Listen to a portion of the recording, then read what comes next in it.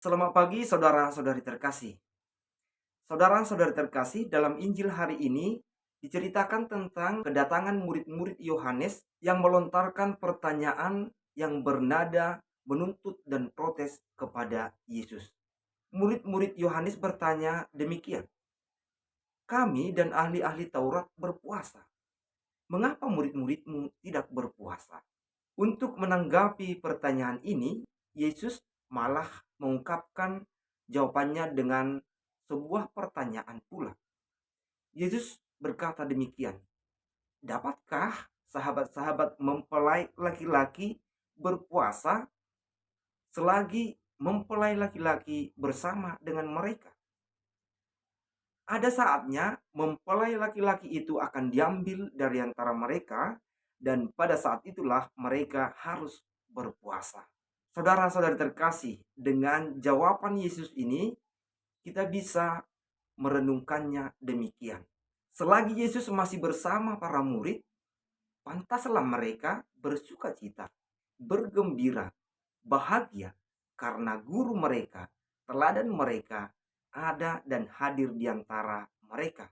Maka tidaklah pantas jika mereka meratap, bersedih, dan berkabung. Ada saatnya mempelai laki-laki itu, yakni Yesus sendiri, akan diambil di antara mereka. Pada waktu itulah para murid harus meratap, berkabung, bersedih, dan menyesal.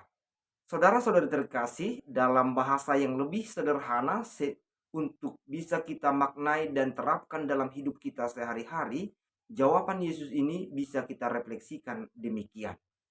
Kalau Yesus ada dalam diri dan hidup kita, hadir dalam hati kita, menerangi pikiran kita, menginspirasi hidup kita, maka kita akan memperoleh sukacita, kebahagiaan, dan kegembiraan.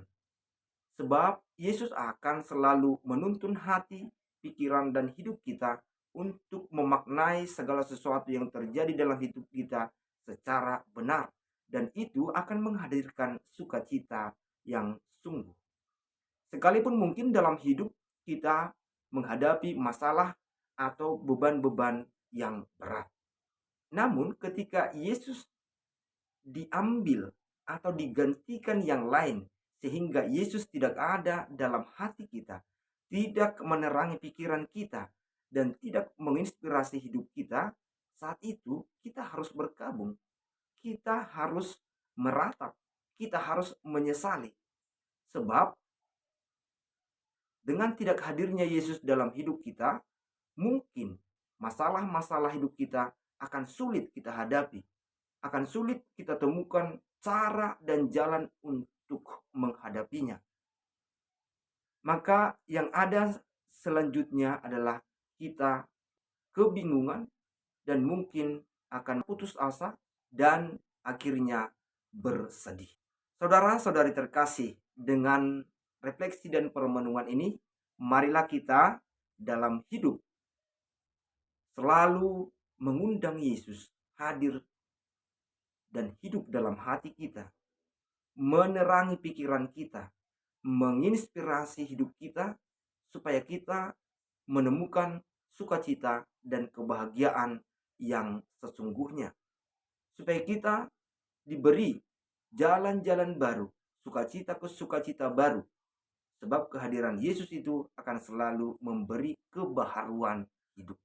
Jangan malah membiarkan Yesus diambil atau digantikan yang lain. Sebab dengan itu kita akan mengalami kesedihan, kesulitan, dan kemungkinan kita akan berkabung dan meratap. Bersukacitalah ketika Yesus menerangi hidup kita, dan jangan sebaliknya. Jangan bersukacita ketika kita jauh dari Yesus atau Yesus digantikan oleh yang lain.